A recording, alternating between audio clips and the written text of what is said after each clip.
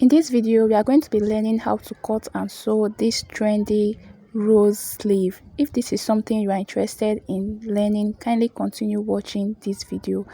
Greetings everyone and welcome to my YouTube channel. First, you mark out a basic long sleeve, marking out the elbow length, the full length, and you will insert your sleeve measurement. Please, if you want a detailed tutorial on how to cut a basic sleeve, do let me know in the comment section. When you are done with the sleeve, you take another pattern paper and you are going to place it on bias fold. To place on bias fold, from the straight part of your pattern to the other straight part, you are going to flip it like this.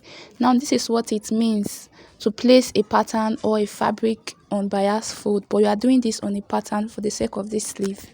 Next, you notice the closed part and the open part of the pattern. You take the drafted basic sleeve, you ensure that the sleeve center is the part facing this sharp part of the bias fold. So I'll flip my pattern to ensure that the center faces this sharp part. So I'll just remark my elbow line to make sure it is showing there. So ensure that the down part of the sleeve is where it's sitting on the open part of the bias fold, while the top part of the sleeve is where it's sitting on the closed part of the bias fold.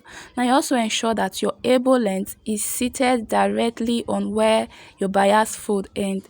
So you just arrange your pattern to ensure that the up sits at the up part and your elbow length sits at the down part equally like this. Take note, your elbow point is on the open part of your bias fold, while your top part is on the closed part of the bias fold.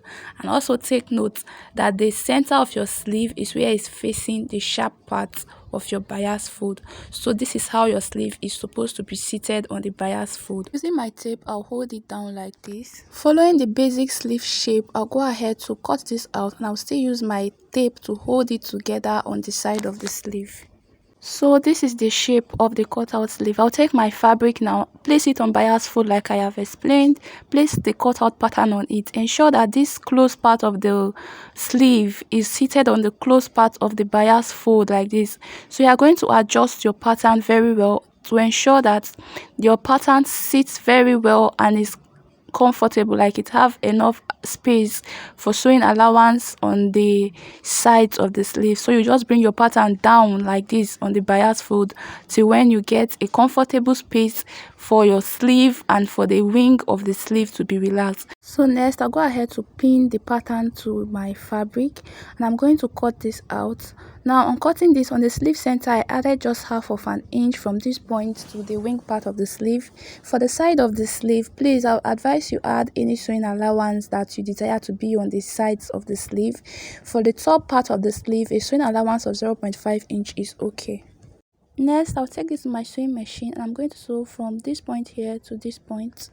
I'm done with that. I use a black thread so you can see it clearly. Next, you're just going to clip it to get very close to your stitch line, but do not cut it out. So next, you're going to remove your basic sleeve from the wing part of the pattern. You're going to cut it out at the elbow point like this. Place this cut out on the fabric and you cut out a basic sleeve of this length. So here's my cutout for a basic sleeve of my elbow length. And while you are cutting this out, ensure that the center is on fold and you add your allowance at the side like you did when you were cutting on your other pattern. So I'll notch the center of this. Take the other sleeve and you push it out like you see me do like this. I'm going to have this. Next, you're just going to do this. I don't know the word for it, so just do it like this. And you place it on your basic sleeve and you pin the center together. And you're just going to pin the sides of the sleeve together. I'm going to be showing it from the elbow point all around to hold it down. And it is left for you now to go ahead to arrange your rows to bring out the beauty of the rows.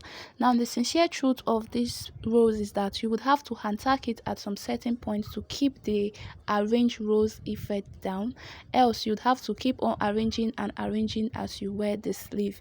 So just make sure when you are done arranging your rows design, you just hand tack it at some certain points to keep the rows design effect down, so you will not have to keep arranging and arranging. I will also advise that you iron stay on this area if you want to get a standing effect, especially if you are using a light fabric. You can now go ahead to shape the sleeve and attach it to the dress. If you try this out and you would love to show me what you did, kindly send me a picture of what you did on WhatsApp, as I would love to see what you make. Alright, see you in my next video. Bye.